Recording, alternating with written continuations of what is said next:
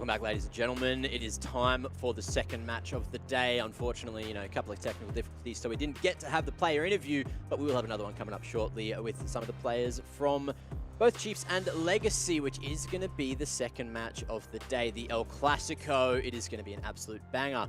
And boys, do you have any thoughts on the El Clasico and what it's going to be now we're in the LCO and it's completely different lineups? So I was actually a player when the El Clasico existed, and one side dislikes the other and vice versa. And the only thing that I have in common with the El Clasico, or when I played at the very least, was I had the beauty of not liking both teams.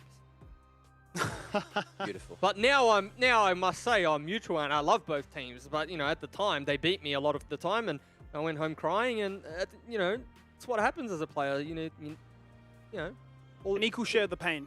Yeah. So I only hated them because they were better than me, but whatever. Well, look, you got very emotional about it, and I'm sure a couple of other players did as well. And we've got a video to talk about the emotions and talk about where the El Clasico started and exactly what the thoughts are of a lot of new players, past players, and everything in between. The sentiment that we had fluked it, or that they weren't playing so well, and that definitely rubbed me and my teammates the wrong way. Anytime we thought that the game could be going in their favor, it reminded me specifically about when they did manage to beat us. And so there was always a little bit more emotion, a little bit more hype in every time we played against them.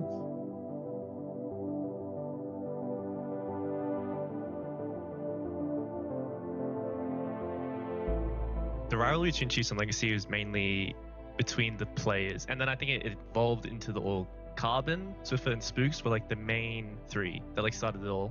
Tim or Carbon was so passionate about winning against the Chiefs specifically, it kind of carried on to all of us. I think it just snowballed. Back then it was a personal thing, and then eventually we for some reason ended up being the two best teams in the league. So it was such a big deal back then. You never really knew who was going to win. It wasn't just a complete stomp. Every finals was close, bar probably one or two. It was such a good underdog battle every time. Of course, most of what people remember is just me losing a lot of grand finals, which definitely did happen.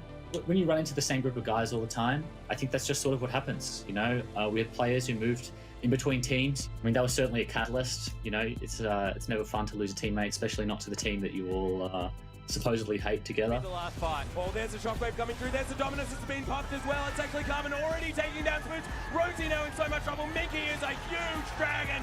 He's on top of Swiffer now as well. This is Avant-Garde Ascension. Whitewashing immunity. Swiffer's dead. That's an ace. And that is Avant-Garde Ascension going to the wildcard tournament. In the latter half of 2014, after they won Winter Regional off of us, it was kind of the first major tournament that we lost as a team. And until that point, we didn't really consider anybody in the region to be our rivals because we were so dominant at the time. It was honestly shattering at the time, looking back on it. That year was pretty hard hitting for us. We definitely kind of had to understand that we couldn't be so egotistical, and they kind of put us in our place in a sense. I remember I woke up every morning for the next 3 months thinking about that. It was probably the biggest learning experience of a year for our team. And I think it honestly led to us winning more down the road. In the back of your mind, when you were training throughout the whole year, you were really just training to verse Legacy. And I'm sure it kind of felt the same for them. Good stun comes out of Tally as Choose is trying to follow up, but the Chiefs are too far ahead. King melts. Double kill for the Caitlyn. Make that a triple as Tally gets exhausted. And Rays, welcome to the Chiefs. And welcome to your first OPL Finals victory as the Chiefs take down Legacy. Between every role, there was a lot of ego. I couldn't tell you of a role where the player on that team didn't think they were better than the other player and vice versa, and that was kind of what you were competing for. And honestly, it made it pretty fun. Back in the day, during the peak of the rivalry, we weren't very friendly towards each other. Things were said, stuff happened, it is what it is. But certainly since then, it all became pretty amicable, and I would say that definitely I'm friends with all those guys now, and certainly my old teammates are friends with them. As far as rivalries go, I think Chiefs and Legacy will always share a rivalry as long as there's competitive league to be played. As long as I'm here, I'll still be whipping the boys up into a frenzy before a game. So I'm excited to continue that this year. Yes, the players come and go, and the names change, but for me, it's important. It wasn't just you and like the Fall Guys. It's kind of everyone that went on the journey with you, and they actually very much like felt our losses when we lost, and I think the fans were invested in that, and I hope that at the time we put on a half decent show for them. I think that you'll see new rivalries emerge between the players that have history with one another. You could see rivalries develop where you didn't think that they would, and then that adds kind of like a whole new narrative to the league where new people are coming in and forming the history of their own. I know players like Carbon and Swiffer and stuff in the past used to have like pretty big rivalries while on these teams, especially Carbon. I know that he's a big face in the scene. He's still, the face of Legacy, so I'm keen to embarrass him actually.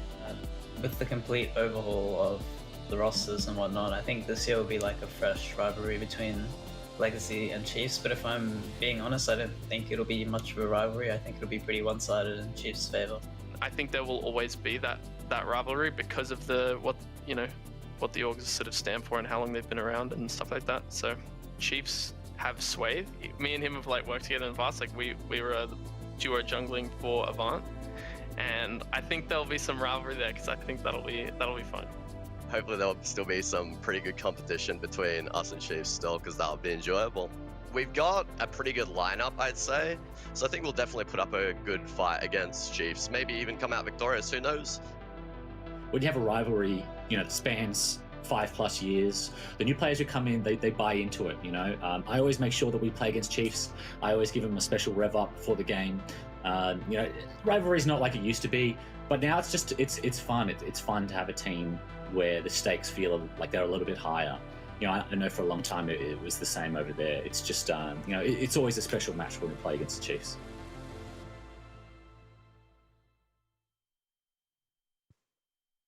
Well, there you go. Bit of a backstory on how the El Clasico came to be, and just how passionate a couple of the players who, the past and present, are going to be about this matchup. Carbon as well. Jubes, I think you're familiar with that guy. Letting us know exactly where it started and how passionate he is about this matchup. I mean, that's a history lesson as well as an El Clasico, right? Their rivalry spans back as far as League of Legends exists in Oceania. So, to have this match on display, whether, like they said, new players players come and go, the rivalry really doesn't. And I think Tim really means that, or Carbon really means that. So I'm super excited. I buy into it. I can't wait. I want to know who's going to win. And, I feel like as a spectator, I've been on that journey. And although the players have changed, it doesn't feel any different. And I can't wait to get on Summoner's Rift and see, who flies that flag.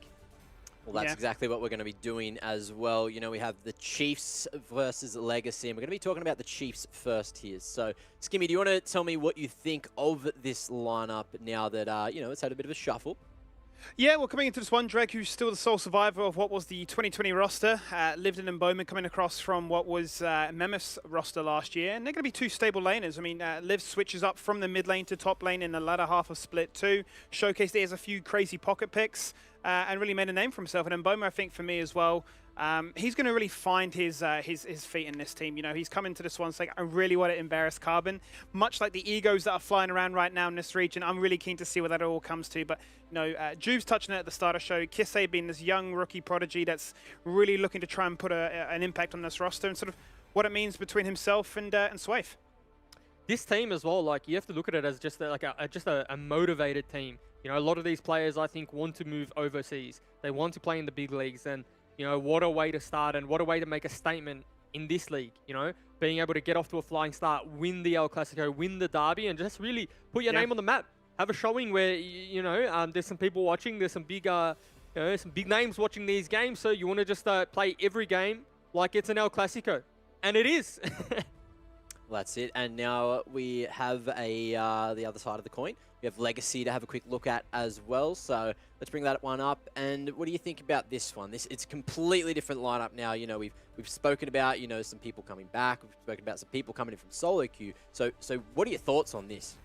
Yeah, this one for me is interesting. I mean, Juves, I'm sure you got a few things to touch on this as well. I mean, the return of Sybil, he was once touted to be, you know, this big coming of, you know, potential and whatnot in Oceania. He went away for a little bit. He's come back. He'll no doubt be a big voice in this team. I look at Winter. He showcased what he could do in the OCS last year. I mean, he's a player that sticks in my mind, Juves, because I'm sure you remember when he played his very first game, he played mid Nautilus. I mean, like, what kind of level of craziness do you have to sort of bust out in your first game? But Starled and Amelk, you know, they're going to be familiar with themselves as well, having played together before in the past. So, I mean, there's just so many things to look forward to from that next step up in what is now this Premier Division.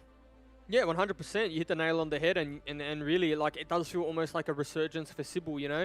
Did go away, like you said, went overseas for a little bit, come back, and I just want to see him take control of this lineup, take control of this team, and take control of this game.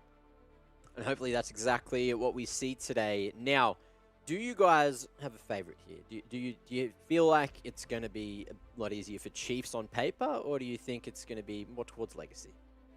Oh, look, for me, I'd have to lean towards the Chiefs, right? I think that the bot lane of Chiefs is just a little bit too good. Draku on engaged supports has a little bit too much conviction. I talk about it all the time, right? Like, you need someone that has the go button. Doesn't have to be the right decision all of the time, but if the team believes in it, if the team follows up that call, in which I know they will for Draku, you know, 9 times out of 10 in a scrappier league, those things are going to work out. And for me, it's just Draku's going to be, you know, the key to success for this team.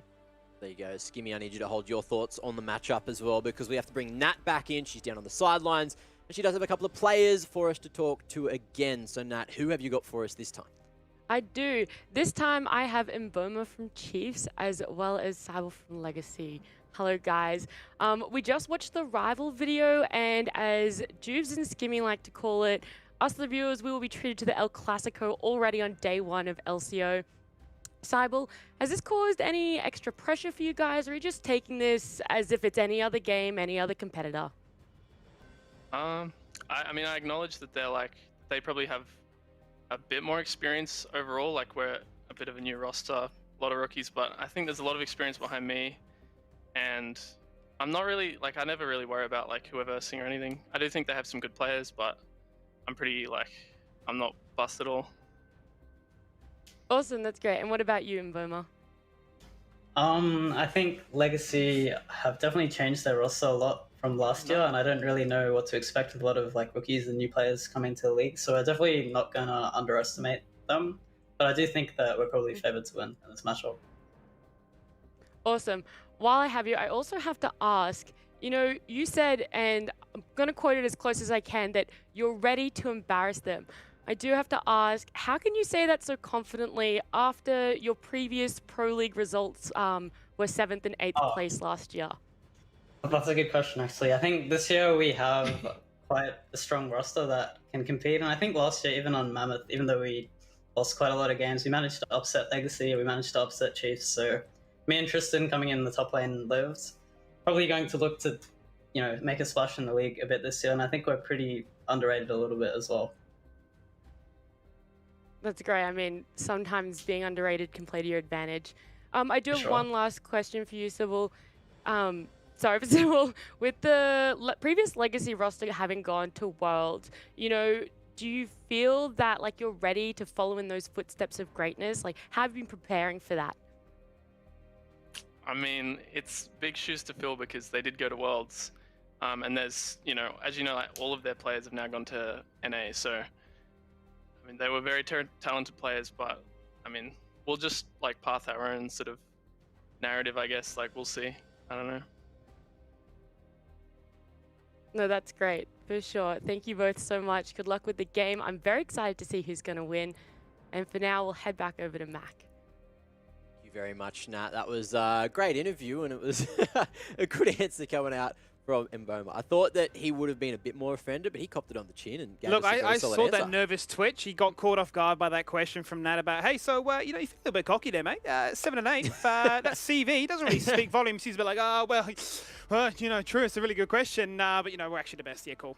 Well, no one's safe at the end of the day. You talk the talk, you got to walk the walk. Nat made him accountable, and you know what? I liked his answer. I liked his response. So happy there. And you know what? And Boma for me, I think is one that can deal with the pressure just a little bit. You know, put the pressure on himself, and I think he'll quietly be just fine. You know, no feelings were hurt in the making of that interview. Put it that way.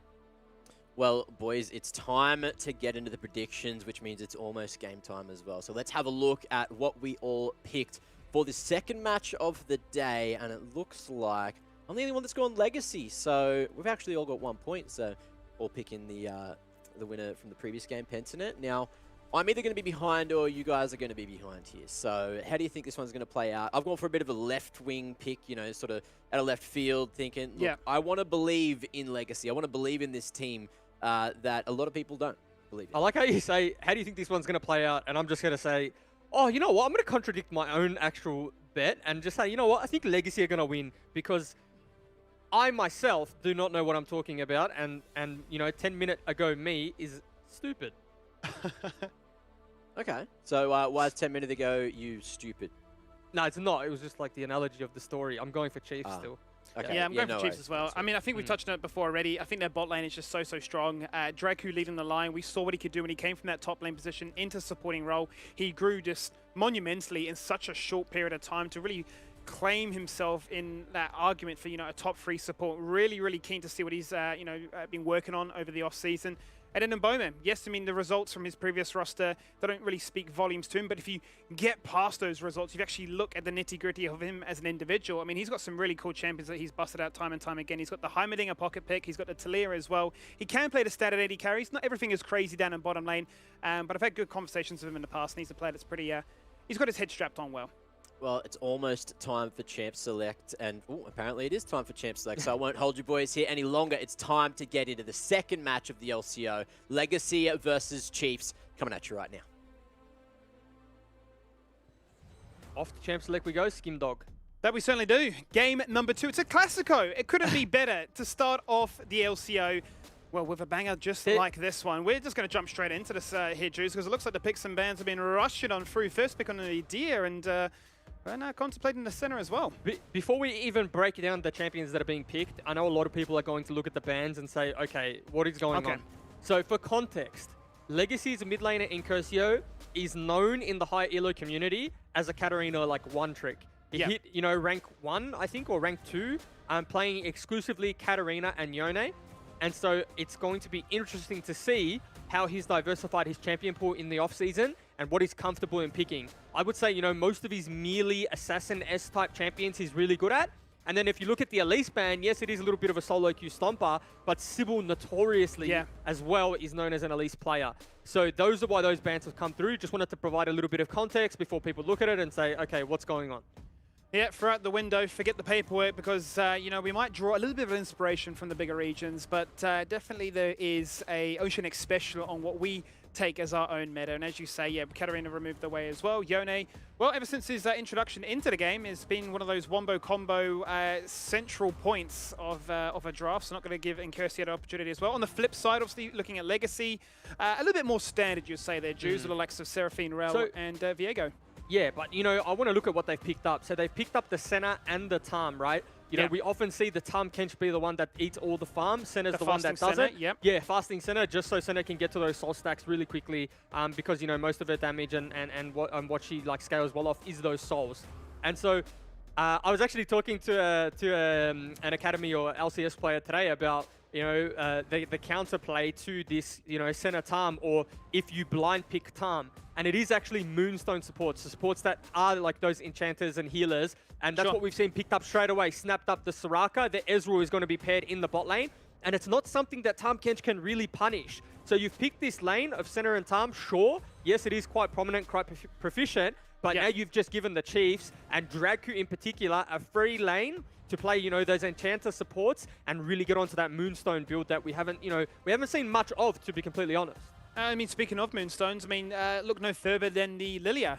Lilia, one of the best jungle champions that can actually itemize in that direction as well. Good into Udyr as well, looking to try and keep him at distance as to what is the go-to jungle champion right now. Full Phoenix build, all about the AoE clapping, gets it done and just runs you down with, well, 900 movement speed, it feels like, at that kind of state of the game. But I mean, yeah, looking at bot lane, it feels like a free ticket, a 2v2 gentleman's handshake. Let's just scale into oblivion.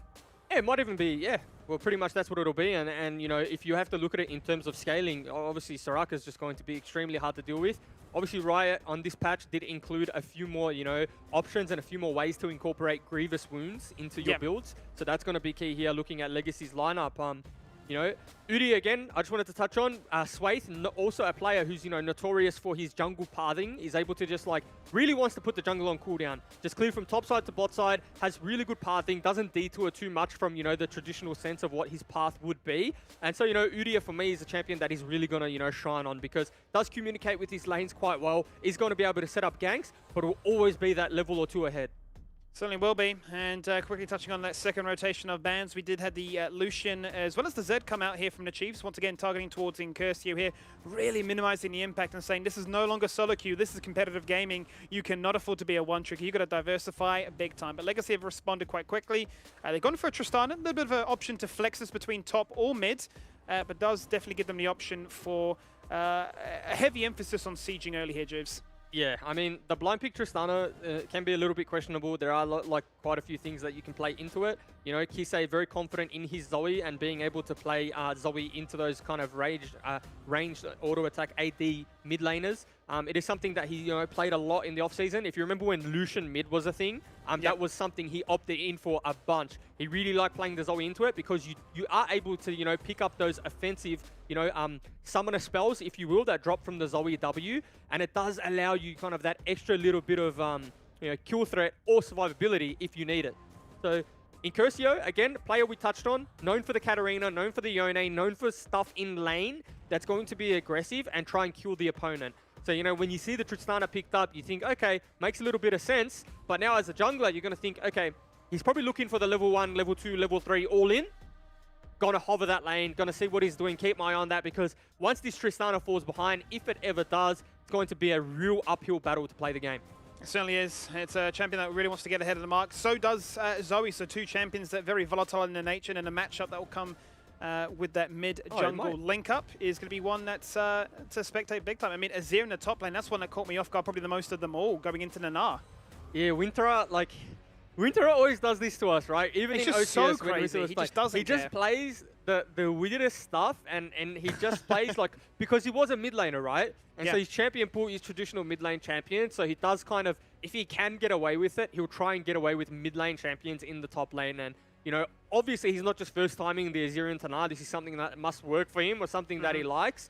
Obviously, you know, not going to say, not going to give, I'll be lying if I told you I've seen my fair share of Na versus Azir matchups, and I'll be able to tell you the intricacies of how those work. But, you know, one thing I can tell you is that if that Azir does fall behind in the top lane, Azir's going to be in a lot of trouble because, you know, side lanes in general are a lot longer than the middle of the map.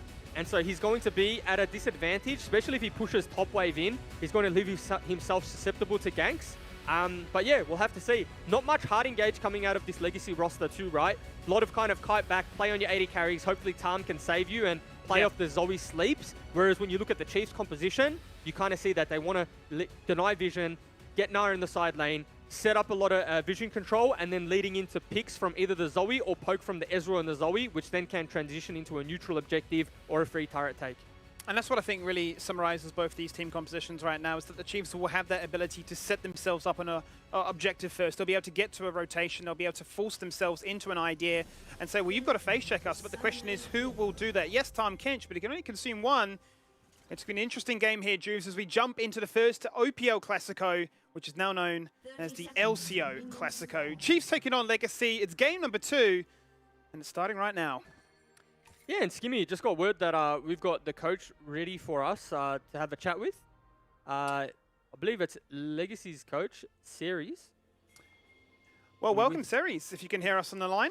Yeah, yeah, I can do. What's up, Skimmy? There we go. How are we? Yeah, not too bad. How are you going, Juice? It's good to talk to you. Yeah, not too bad as well. Yeah, long time no see. Used to compete against Ceres, for those of you wondering. But nah, how are you feeling about the draft? Okay, well, talk to me. What do you see from Chiefs? What do you see from your team? Right, I'm feeling pretty good about the draft for the most part. The most important thing is that everyone needs to bear in mind that we're transitioning a lot of new players to competitive, right? So especially with like something like an Azir top, as you mentioned before, he's moving straight from mid to top, and it's a lot of it is about comfort to some extent, right? It's like you want to make people comfortable on this stage. Beyond that, the actual functionality of the draft is pretty good in our favor, I think. We have like really, really good bridging tools with mid and jungle. Tristana is really, really strong early, really strong aggressive laner. Can get us through that game, and we have Azir to prop us up for the late game as well as Senna. So I think we're in a really good spot. We outrange them for the most part. It's how you usually deal with Ezreal champions, just don't let them get into range. Zoe is probably a bit of the curveball in that scenario, but for the most part, I think we did pretty well. And so he's talked to me a little bit about this rivalry. We saw it from the player's perspective, but from a coaching standpoint, I mean, is this something that transcends from top to bottom with, you know, Identity, we have to win, find out whatever kind of micro advantage you can, whatever little niche idea that we could use to try and get an advantage in these matchups? Yeah, for sure. I mean, I'd be lying if I say it didn't, you know, like come across my mind at least a little bit. I don't think it bothers me that much anymore because I feel like the roster's changing all the time and just become something completely different has, you know, probably dropped that a little bit lower as if I was just coaching the original fight or like the original Legacy roster versus the old Chiefs, right? But for sure, it definitely crosses my mind that like this is a very, very important matchup for historical purposes. Of course, and you know, not only do you want to start the season off on a win, you want to start it off as a El Clasico dub as well, so make Mr. Wendell happy. 100%. It's all about making Mr. Wendell happy. That's my job. Yes, if Mr. Wendell is exactly. So I guess maybe we'll keep you here a little bit longer since the game's on a pause. So I just wanted to know, maybe last question from me is what do you say to your team? What do you say to your players for a lot of players coming out of solo queue and heading into this game? How do you kind of calm their nerves, and what do you say to them to get them, you know, like game ready? Well, for the most part, right, you just want to create an environment where they can play something like they're doing in solo queue, except on a competitive stage, right? Like where they're relaxed. So no emphasis on being, you know, like too harsh on mistakes, things like that. Even encouraging mistakes, letting people play the way they want, and sort of drafting to their strengths as well. That's really, really important. As I mentioned before, putting people on, you know, what they're comfortable with. For the most part, this is our first, no, I won't say a week, but it's like our first time together collectively as a team and with me involved since I was brought on recently. So that means we haven't had a lot of time to gel together, and transitioning what they're used to into their competitive experience is the most important thing, right? Yeah. Well, final question from me before we let you go and crack on into this one, because there's already a few little punch-ons that have been happening here. A bit of an experience on your own back foot, right, with having been involved in the Academy Leagues for a bit of time, you know, having a roster here with a lot of those, you know, rookie players once again. Do you feel pretty comfortable, feel pretty, you know, adept to say, look, boys, you know, there's nothing different, just treat it like any other game, you know, punch on? Yeah, 100%, and like that's what I encourage people to do, especially here in OCE, where I think traditionally, like you saw the last game, right? So PGG is probably one of the better teams, if not the best team in the league, and people play really, really slow, just in general. And so that idea that you just mentioned of just like, yeah, just punch on, just don't worry about it. I think that would catch a lot of people off by surprise, because people are usually really stressed out when they're playing competitive. They don't like to take risks, they're very risk adverse, and if you can be the one to just like basically say, yeah, stop that, we'll do what we want, then you can catch a lot of people by surprise and we can pick up some wins where they might not expect it. Well, I think, Ceres, I think you may have given them a blessing and a burden right now, because we've had a bit of a punch on as things are happening. Winter falls on down, but Incursio picks up one, Super gets a second, and well, I think we'll leave it at that one. Thank you very much for your time. We're going to crack on with this game, and best of luck. Right, so cheers, boys. What actually turned out to be a bit of a thanks Ceres. What actually turned out to be a little bit of a disaster for Legacy, you know, early on, that Azir dying in the top lane turned out to be, you know, an amazing result for Legacy, you know. Solo queue in the mid lane, what a way to make a statement if you're Incursio, right? Coming in, Noda's a little bit of a Katarina one-trick, picking up the Tristana blind, and then just getting that solo kill, as well as Sybil, right? Even solo killing his jungle matchup as well. So solo kills across the board from Legacy, and that's a big statement of authority if you ask me. It certainly is. I mean, those are the two areas that we highlighted during the drafting phase that we were excited to see what could happen. They were volatile. They could definitely make things happen. The area that we're looking at right now on your screen is where we thought things would be a little bit more standard, a little bit more keep to your own, farm up a tree, and a lot of that in part comes to the fact that this is a fasting center. Hence why Tom Kench has the lion's share of their gold. Yeah, Tom has TP though, and we're going to see the replay here because we were on the coach's interview. So just rocket jump in, misses the paddle star, cleanse burnt from Incursio. Maybe Kisei, you know, forgot a little bit about that cleanse, flash in, and we see here Swaith going for that crab, had no business in doing so after he ganked top lane and tanked the turret a little bit. So just really well read from Sybil, right? He knew that that crab was, you know, up for the takes and set up basically an attack on Swaith and waited for him to do it. He went for the play, made it happen. Oh, there's the crab contest right now. And yes, you're playing Udyr, and Udyr is strong, but he's not been given the lane kingdom or even the jungle kingdom that he aspires to try and achieve right now. It's Legacy who have their eyes in the sky and are keen to rotate as quick as can be. I thought that might be a little bit of a double crab from Sybil. Probably have to argue that he should have got a double crab, specifically because he did end up with the solo kill on Swaith when crab was spawned. So maybe a little bit of a pathing error there from Sybil if you want to be hypercritical, but you know, I'm sure he's not going to be too upset picking up that solo kill. And you know, this is where this lane's going to get a little bit rough, right? ML does have the teleport, but once you get forced under turret versus an Ezreal and Soraka lane, that's when you start to see skill shots flung at you under tower, turret plates start to go down, and it does become a little bit dangerous. So Swaith pathing towards that bot lane, you know, using the priority of the Ezreal, of the Soraka to pick up first dragon, not going to be contested by Legacy. So nice little pick up there from Chiefs. Certainly is, and a lot of this comes in part to the fact that they have map control all across the board. You can see they're pulling out his 1v1 opponent top side. First dragon goes their way. As you can see, an Ocean Dragon on the board for them. A little bit of extra sustain, because why not? These two lanes, or these, well, this particular lane will have the lion's share of that sustain, and will definitely be quite content farming up a storm. Nice little ward there, good ward, and good spot out from Sybil too. You know, a lot of time players just don't really tend to sweep there. They tend to sweep when they get into river, but you know, that experience showing from Sybil. Nice little vision control there in the river, and not much happening. A little bit of a stalemate now, a bit of an explosive start, but everyone happy to just farm it out, trade minion waves, and won't see much happen bot lane until we see first bases, right? You know, Ezreal doesn't really have you know, any damage before he has that base, as well as the Senatarm. Question doesn't come now, Jeeves. What do we actually see now as the turnaround of things? When the dust does settle, do we still continue to see mid-jungle be the area of focus? Or will people decide to poke their heads into top lane? I mean, you talk about Azir, definitely a champion that can scale phenomenally into the late game, just needs to make sure that he doesn't fall too far into a rabbit hole that he can't escape out of that one. It's obviously the all-in potential from both sides of the coin, the displacement, you know, intrinsically based on what their champions can do. And now they'll have a few little punch-ons when they get the chance. There's the Emperor's Divide. Slingshot yourself in there. Take a couple of tower shots and waddle on out. Down to 50%. But with no mana, no more. We're probably seeing a little bit of the reason why Izzy is not so good in the top lane. Just because, you know, as a mid lane mage, does become a little bit blue reliant. Can't just perma-push waves and trade and harass, not having access to that blue buff. So hurting him a little bit there, but still faring okay in the CS department, right? Not as bad as I thought it could be, considering he died for first blood. And this is something Draku does extremely well. Look at him hover his mid lane here, playing the Soraka, knowing his Ezreal can't really get dove, just offering a little bit of a hand to Kisei because his lane was pushing out, and you know, having no flash was very gankable. So good heads up play there from Draku. Also, you know, offering a hand to Swaith, who's started that Rift Herald. Will we see a contest? Right, it's the interesting one right now. Double buffs against one. It's a fair bit of damage there from the paddle star coming out of Kisei. He's also picked up a chem tank as a usable item, because you know what, Zoe needs more mobility, and well, it's not going to really matter when everything is said and done, because the first Rift Herald will go their way. I love that Zoe copy and paste, the one where it's like, here, I'm a Zoe main, she's so cute. You know that so one I'm toxic. talking about? I know, it's just so toxic. You see it and you just get inflamed, right? Surely when you see that in your Twitch chat. I mean, I think it's funny, but maybe that's because I don't play Zoe, or I don't know. I love that. I love Twitch chat copy and pasters, whatever.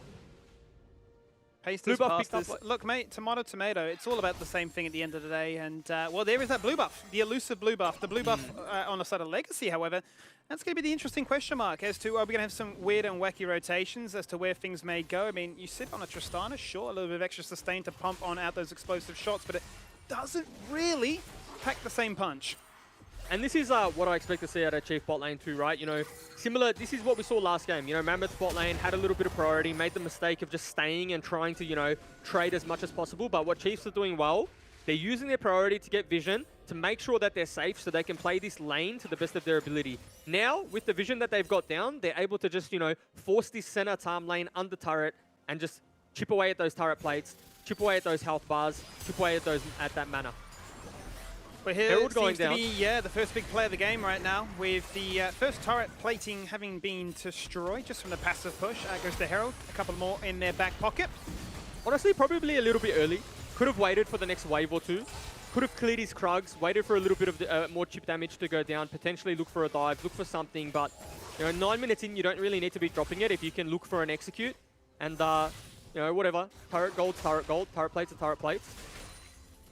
Certainly just trying to free up the map, continue the pressure, keeping their opposition locked against their turret. Farming waves on repeat, not allowing them to rotate because the consequences could become too high. Kisei's done a pretty good job stabilizing mid lane. I thought it was going to be a little bit rough for him, specifically because he did die in the 1v1, burnt both summoners as well. Picked up the arm guard and is able to just, farm pretty well in that lane, if I'm being completely honest. At 111 CS at 10 minutes after being solo killed, doing an extremely good job. Certainly is. He's definitely got the items that allow him to snowball if he does get that little sniff of potential, that trouble, that option to execute. Dark Sealer's there. Seeker's Arm Guard as well. Fantastic item into this potential matchup, or into this existing matchup more than anything.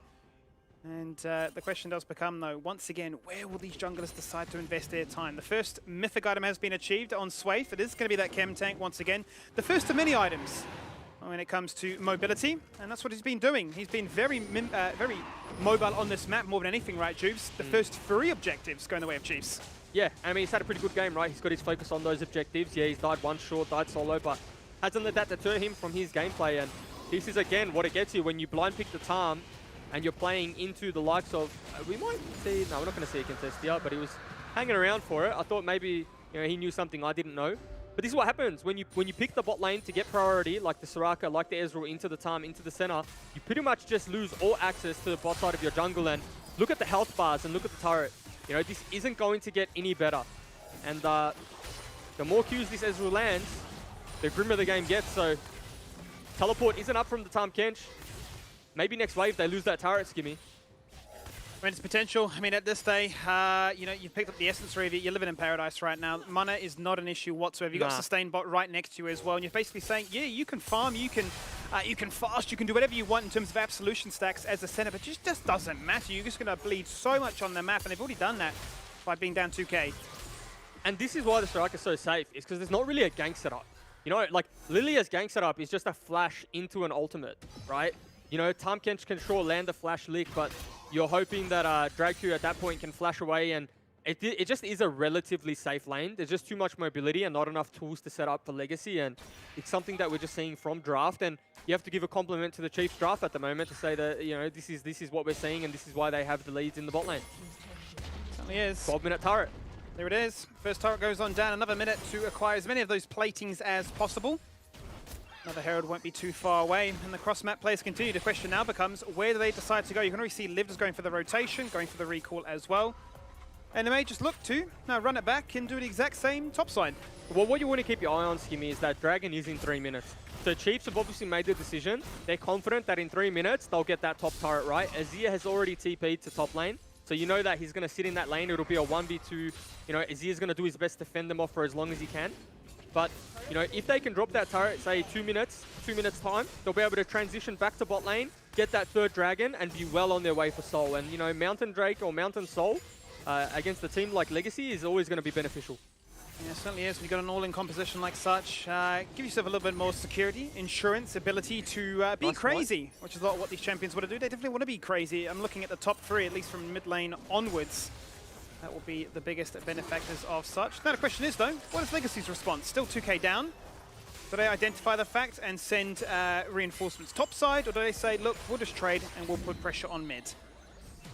Yeah, Draku's just gone mid here and offering his hand to Zoe, but leaving Ezreal on the island. I gotta say, this probably isn't like, quote-unquote optimal macro. Leaving Ezreal in isolation, one-on-one against the Azir. Yes, Azir's not going to kill him, but with the lead that you had in the bot lane and the pressure you had on the center and the Tarm, you'd like to just see them kind of keep the pressure, keep their foot on the throat, if you will. And this is kind of a little bit of respite that you didn't want to offer Legacy, They had the tempo, they were the ones that initiated the swap. Azir already burnt the teleport, and they've kind of just given them a little bit of a break. Certainly have. The map belongs to Chiefs right Keep now. your eyes on Sybil here. Yeah, well, Liv needs to be in trouble at the same time as well. He's going to go for the bounce. He's been put to sleep as well. Then the flash under turret. Are they going to commit? That is the question. Out comes the center ultimate. That's going to buy a little bit more time. A bit of damage, a bit of shield, bit of mitigation. It's just not enough. Incursio, he survives. Sybil does too. Down to 50%. And they'll pay the 2v1. And that's a really good punish from Legacy, specifically because of the mistake Chiefs have made. They were in two minds. They didn't know what they wanted to do. And hold that thought. Never mind. It's I forgot it's Tamkench. But you know, they decided to do, you know, two things at once and ultimately ended up doing nothing. Yeah, they got the Rift Herald, but what is that? Just an extra turret? There's no plates to play for anymore. And instead they got this gold onto Incursio, get the farm, get the turret, able to push this wave in and bounce back. And that they certainly have. Now going to look to try and make it a beautiful choreograph play on the mid lane map as they drop that Rift Herald. A minute coming on that third dragon of the game. It's going to be all things two turret macro play. Bottom half of this map really does now get unlocked for those cross map rotations and ganking angles as Mboma once again has been left here by Drag, who very content just to farm onto turret and continue to scale into oblivion. A little bit of a late reset from both teams too, you know. Being third dragon doesn't seem like there's a bit of a priority on it. See, on the way ping's top side. Can only assume that Nah has the teleport. He's going to be exhausted for you know, the start of this fight. Won't be able to channel any Mega Nah, but Legacy do look like they want to contest. Don't want to be giving away that third dragon. Azir has walked down, has no teleport, so might see our first 5v5 here, Skimmy. Legacy are in first. It's very important they don't lose control of this river. If they lose control of this river, there's no way they can contest. Very hard to push themselves back in. Yeah, what they need to do is go through mid, get mid lane prio if they can. They have the Azir here now.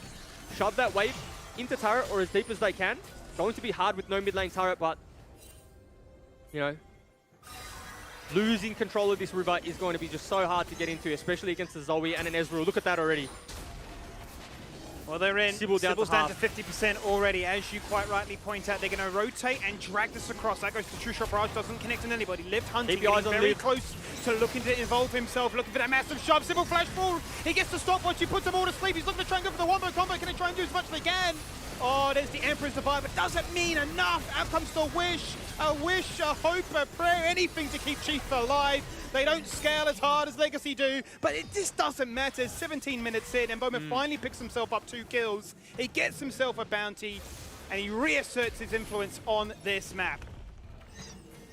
Seeing Incursio on the side here, not done yet. No time to analyze. Incursio is looking for a cheeky solo kill, but just a really well executed team fight from Chiefs. You saw what Sybil was trying to do. Was a little bit too chunked at the start of the fight. Landed a multi-man sleep, but Dragku on that Soraka, I don't know if you saw, just popped up absolutely everyone. Incursio goes in, looking to recover some losses, and unfortunately that was not the play there. Might be seeing a little bit of a, I won't call it a draft gap, but just the power of a Soraka, Ezreal, and a Moonstone when you're left to isolation and just able to pick up those items with really no threat whatsoever. That last team fight really was just the amount of heals coming out from the Soraka in a pure almost front to back. Certainly was. I mean, they went toe-to-toe in the river and said, who is going to gain control of this one? Sybil went for the hero play, but the follow-up after what was, I believe, a 4, maybe 5-man sleep, it just wasn't there. The Emperor's Divide came on through, but the Wish, as you saw and as you stated, completely nullified any potential attempt that Legacy were throwing their way. Just no damage too, right? Senna wasn't able to do much damage. There was just no lethal threat. Lacking damage across the board, you know, potentially, you know, Winterer could have been a little bit further ahead. Maybe Senna could have been a little bit further ahead, but you know, when Incursio didn't get the reset, didn't get the kill onto Kisei, you thought it was all but over there. Replay here. Again, you start. Yeah, as you have a little bit of hope. A little bit of hope here, Skimmy, right? You think, okay, Lilia, multi-man sleep. Potentially we can one-shot Draco here, but he stays just out of range, and he's able to just keep many members alive. And look at Swathe just playing a little bit cheeky in the back line. Look, they're running off multi-members, trying to chase him down, and they just cannot get through the front line. And you can see there from the tail end, it was a 4-man sleep, but it's Winter going in with that ultimate and then getting put to sleep. He couldn't do much more. He was left in Narnia, forced to bait out ML to come through and basically consume him, take him out, and hope that they can survive. And, well, that is... Well, Udyr 101, right? The fact that he can do crazy things like that, bait your attention from a flanking angle, and then live to tail by just running away and causing a nuisance. Chiefs now, getting some really deep vision, 19 minutes into the game, and you can tell they're, obviously when you set up vision top side of the map like this, they're playing for that top turret. So Winter has done the right thing. He's backed away. He's losing a little bit of farm, but you know, better to lose farm than be a dead as zero on the map. So next turret to fall is going to be top lane turret, and you have to say Chiefs playing the map extremely well now, using their leads extremely well and playing around the strong points of their map. They certainly are, and I think it's always interesting, right? We run it back to the promo about, you know, what were their identities. Looking at 2020, bear in mind a lot of these are completely new plays, but it was very much the case that Chiefs wanted to be aggressive, wanted to get the ball rolling, wanted to make things happen and find themselves in a comfortable 3 to 4k gold buffer by the 20-minute mark. Whereas Legacy were very content, sacrificing a few things, maybe really starting to show up come that third dragon, come that, you know, late game, maybe it's a Baron flip. And from what we're seeing here, I know it's early days, but game one, Juves, it's looking at the identity is still well and truly underway. I mean, Sirius did say too, though, when we spoke to the Legacy coach, that, you know, a lot of this game does come down to comfort too. A lot of players transitioning to play roles that, you know, weren't necessarily theirs to begin with, like Winter in the top lane. So Azir just made sense for them. Obviously, it doesn't offer, you know, what a top laner would offer in a traditional sense, in a traditional team composition. But, you know, here we are, and these are the tools they have to deal with now. Well, the tools are working in their favour so far, as they continue to be aggressive in the jungle, making it very difficult for Legacy to form rotations, at least aggressively. Very much on the back foot here, waiting to go in numbers. Not get caught out of position, but as the Baron spawns, Chiefs just decide to go for it. Yeah, look, I was about to say we're in a bit of a lull state. Not much should happen on the map for the next couple of minutes. They should really just be setting up for objectives or setting up for the dragon that's going to spawn. Instead, they want to end the game quite quickly, so they've started the Baron. Oh, look at the damage, it's disgusting. The Consume will nullify that. But yeah, once again, your jungler down to 50%. It just diminishes any kind of hope you had. The true shot barrage as well, now he well and truly has to go back home. And they've just lost all map control. Yeah. Realistically, Baron was never the play there. I think they thought, you know, they knew deep down they were never really getting that Baron. But it was more to bring Legacy to the Baron. Bring them to somewhere where we can force a fight because, you know, they're feeling their strength. And relative to, you know, the items that Legacy have, yeah, it is only, you know, 5k, but if you compare the items and relative power spikes, it's definitely a lot more than that, right? How strong the Chiefs are right now on this Zoe, on the Ezreal, you know, the Soraka. It's just a little bit too much to deal with at the moment, so they thought, why not? We'll start the Baron up. Give it a crack. We'll bet at your attention, and we'll form a 5v5 in the mid wave. Yep, there's the poke. And quite rightfully so, 10 seconds on a potential soul point. A Mountain Soul is up for grabs. Now the question becomes, do you have enough vision? And do you have a steady enough hand to say, you go Dragon, well, we'll go Baron?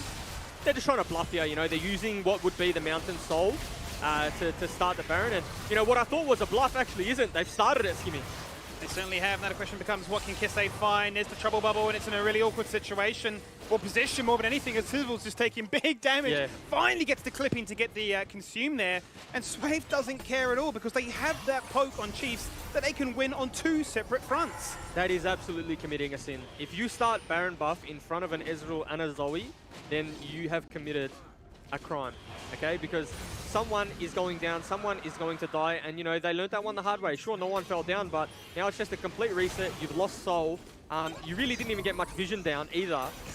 So, you know, they've still left the pink wards up there from the side of Chiefs, and a little bit of a mistake there coming out of Legacy. Pressure put on by Chiefs, and this is what happens. When you stack dragons up this early, you force the opposition, or you force Legacy in this case, to make decisions that, you know, may not be the best for them, i.e. starting that Baron.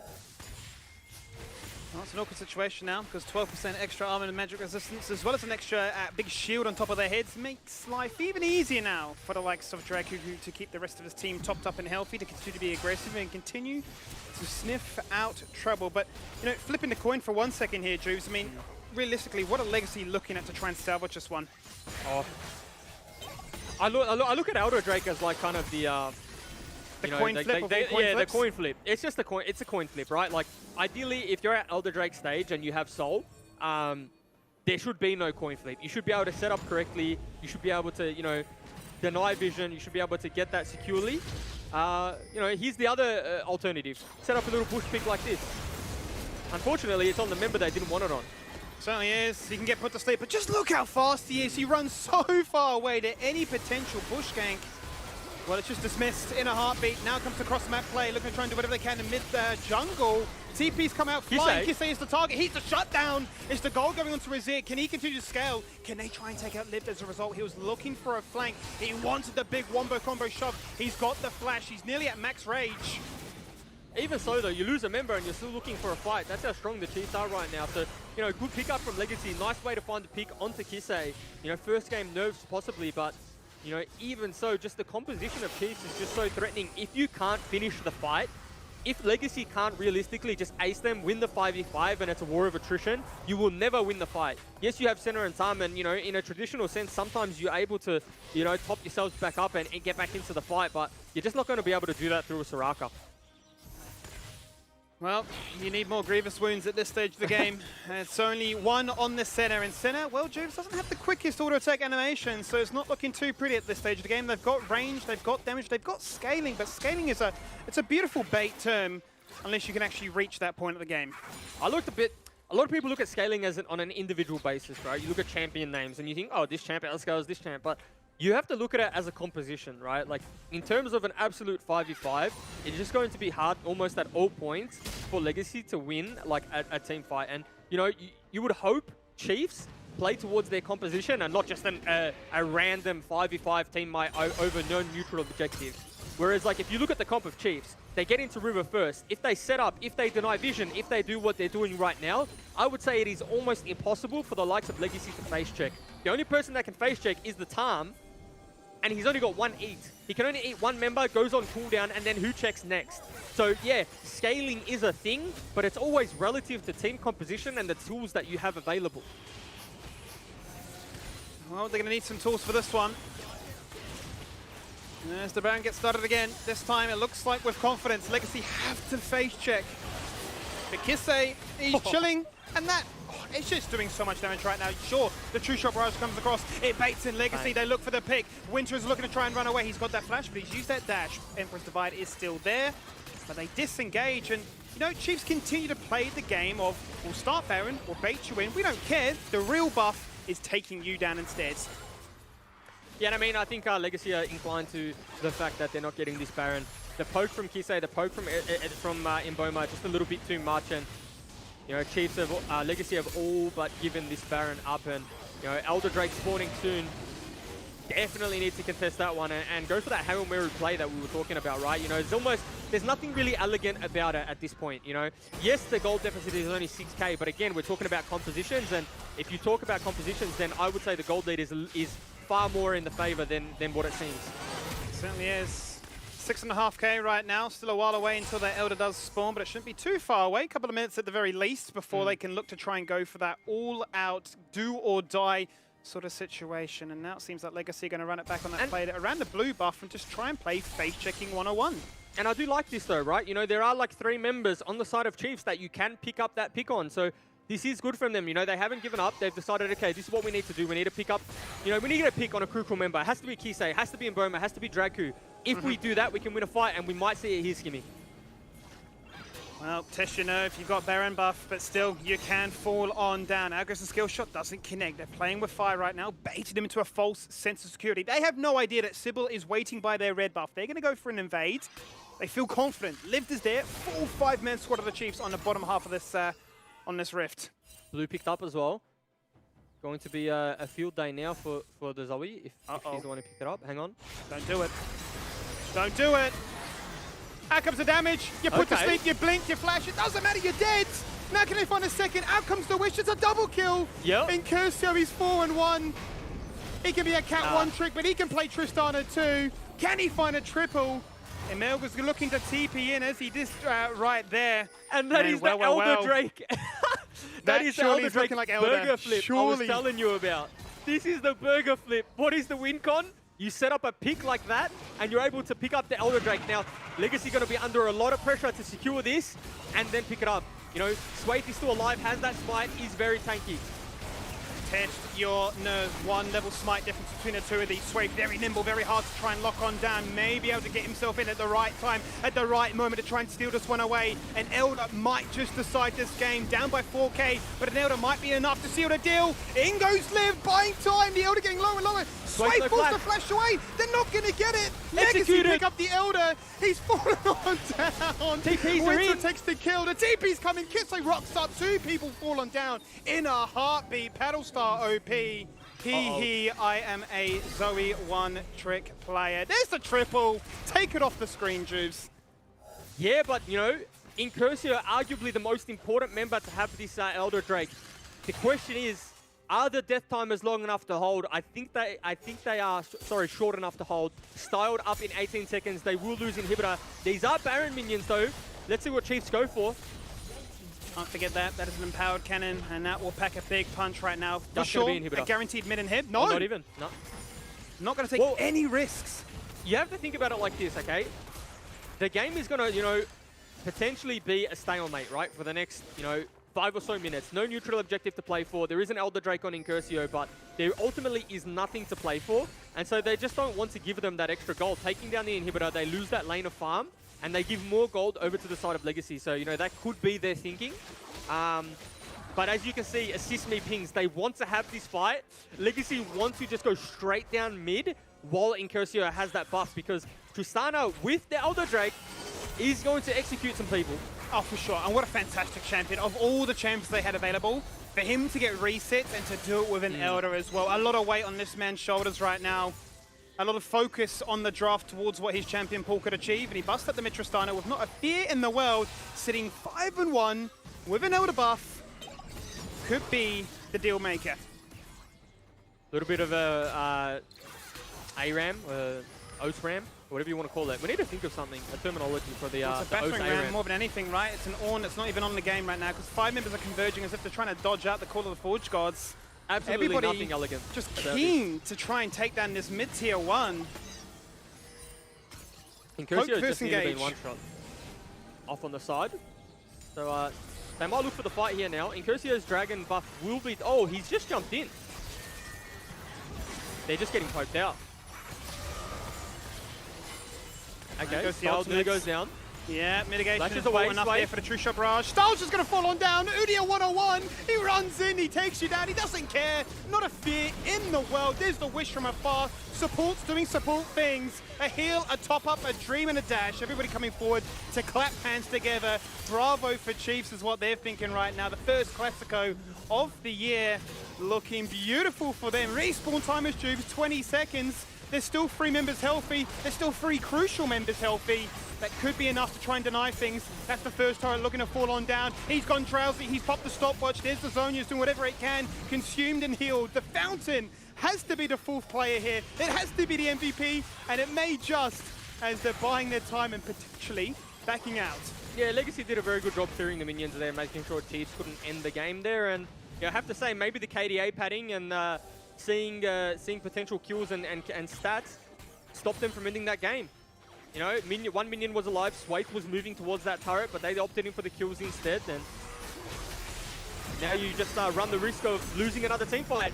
But, ML Forced to caught. flash away. ML's got a big buffer of health right there. It's a shield, but it's going to get shredded on through. Now they're looking for the second kill. They're just taking staggered deaths, trimming this mid-wave, locking you in your base. And Juves, it takes 1 moment to look at that mini-map, and that Baron's up in 15.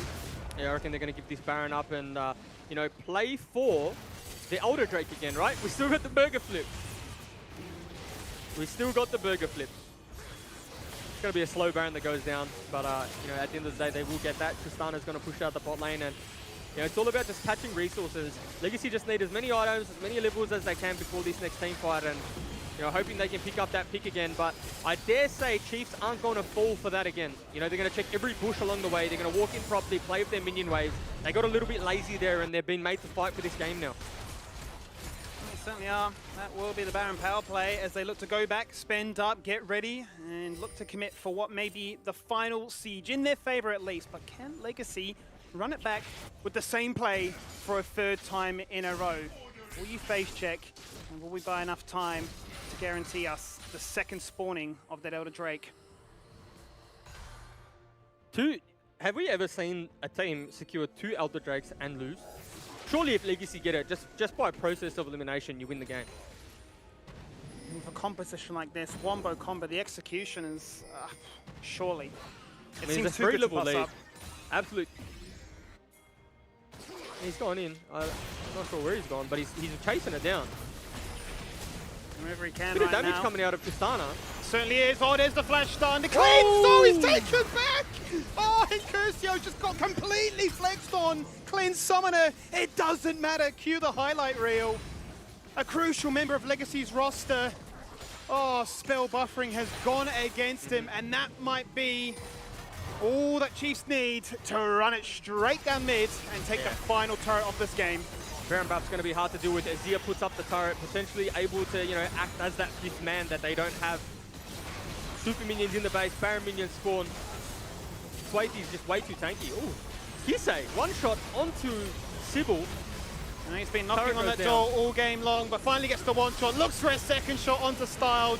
Regardless, that's going to be the game-winning play, that's going to be the shutdown, and that's going to be the first Classico going the way of Chiefs. You have to say, Chiefs looking very good. Aside from the hiccup, the game probably went an extra 10 minutes than it needed to.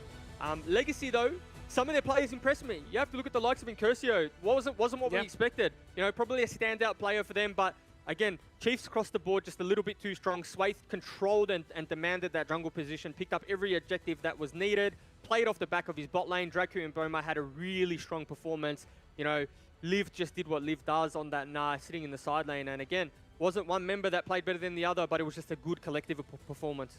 It certainly was. They justified the hype, but there were definitely a lot of talking points in that one there, Mac. And we welcome you back. Have you got some fingers? Are you juiced up and ready to say, what on earth was that? Yeah, I was bloody crazy, and it went for, over twice as long or almost twice as long as that first game as well. Second longest game in history, mate. Second longest game in history, what do you know? But look, that was pretty interesting. It was really Incursio look make or break, and it looked really good early on, managing to get a couple of early kills.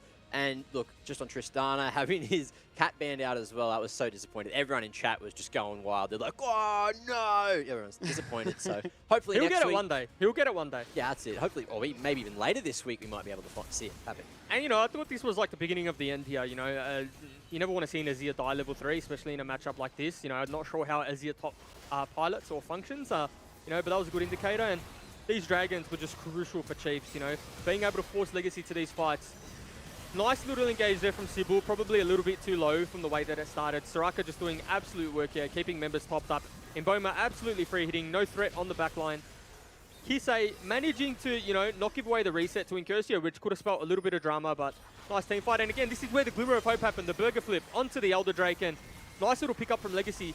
A lot of experience there from Sybil, able to, show us why he's so good at the Elise, because he does these things all the time, only on Lilia. Once they picked up this Elder Dragon, I thought, you know what, we're in for a game. Execute on the back end here, potentially could be the winner, but the TP's coming on through. They had double TP, Kisei comes in, picks up a triple kill.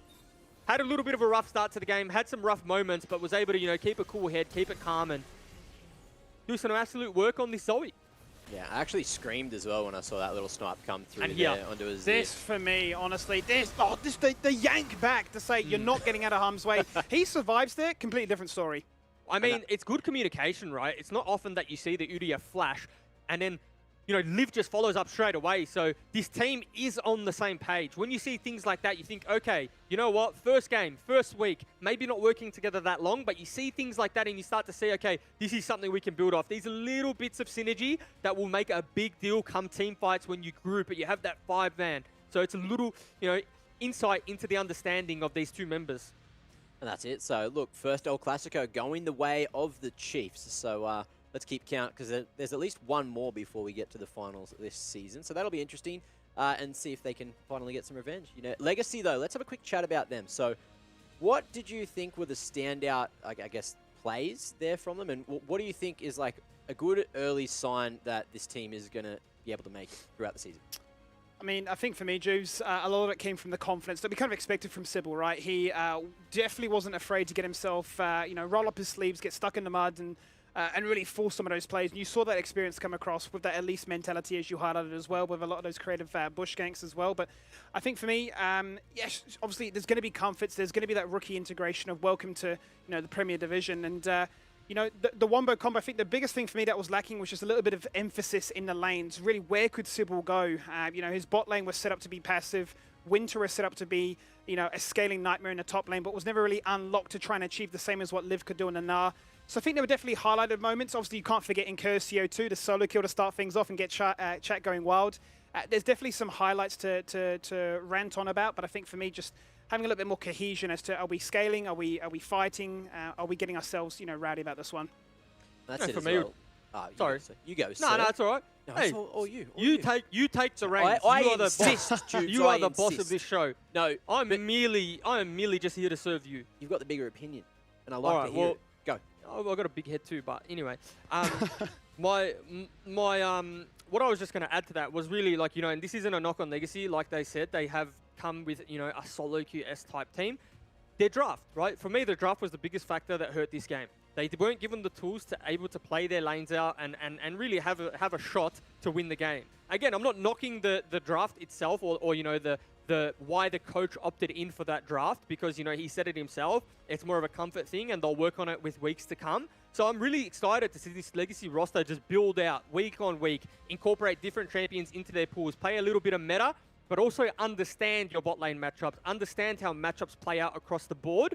So that way you can actually, play the game, right? You can have some priority. You can walk into the river. You can have some control of the match early. The skill was there. They picked up the solo kills in multiple lanes. Incursio and Sybil were really good, but just the draft didn't help them. Speaking of the draft as well, I did quickly browse Twitter, at the start of the game, and as soon as a couple of the big names from our community saw that Udyr was picked, they were just like, oh, well, GG, go next. That's pretty much it. But it seemed like, look, Udyr was one of the first deaths there as well. So they did a really good job to come back from, I guess, starting on the back foot. Yeah, they did a good job to stabilize the lanes, right? Jungle matchup itself, Udyr isn't going to run into that many problems. I'm not going to, it's not going to turn into a snowball of deaths, right? It's not something like a Talia or something that's a lot more volatile. Udyr does have his own avenues to come back into the game. Where I'm surprised is Kisei was able to maintain 10 CS per minute, whilst also suffering that solo death. And so, yeah, we put a bit of a spotlight on the young man. And when you put a spotlight on someone, you want them to have a flashy game. You want them to stand out. You want them to pick up the solo kill. Sometimes just, surviving and coming back from the brink, or at least stabilizing a volatile lane, is enough for me to say, you know what, this kid's got potential. And this kid will really grow into his role in the team. So for me, Kisei did a very good job. Incursio, you'd argue, did a better job. There you go. Now we do have Nat T down on the sidelines again. With the winner's interview, I believe you've got Swaith there, don't you? I do have Swaith from Chiefs. You know what? Firstly, I'd like to say congratulations. You guys did amazing. It was such a great game to watch. It did feel like a pretty back and forth game though. So how did that compare to your expectations of how you would play? Yeah, so honestly, I was kind of pleasantly surprised at the level of competition from Legacy. I was kind of expecting them to be, I guess, a lot weaker, kind of maybe reminiscent of the Pentanet game in Game 1. But I think especially with the draft, kind of what with Juice touched on before, they had a lot of scaling. They didn't have a lot of agency, but it definitely allowed them to stall out the game. So yeah, it was a lot closer than I expected, I guess, and a lot slower. Yeah. Awesome. I guess speaking on the topic of bans, you guys got, of the draft, sorry, you guys got some good bans off, but you also got First Blood, the first turret, and the first all 4 dragons. At what point were you like, this is it, this is our game to win? Gosh, honestly, in the fight leading up to the Elder Dragon, I would say it looked like we had pretty much closed out the game. We were in a state to prick them off. We had good vision set up around the Elder. It looked impossible for them to contest us, but then they did that crazy brush strat around Wraiths, and yeah, I guess that sort of gave them a little bit more time. But really, it never really felt in doubt to me, I guess, because I felt like our comp was a lot better. Obviously, they let the Udyr through, which is kind of a broken pick in the meta right now. So yeah. Yeah. And then the last question I do want to ask you is, who was the shot caller or the key communicator during that game? Usually it's just mostly me. Like we try to just have me talk, tell everyone where to go, what to do, what the play is for the time being. Obviously everyone talks, everyone communicates. We talk about summoners, we talk about general plan together.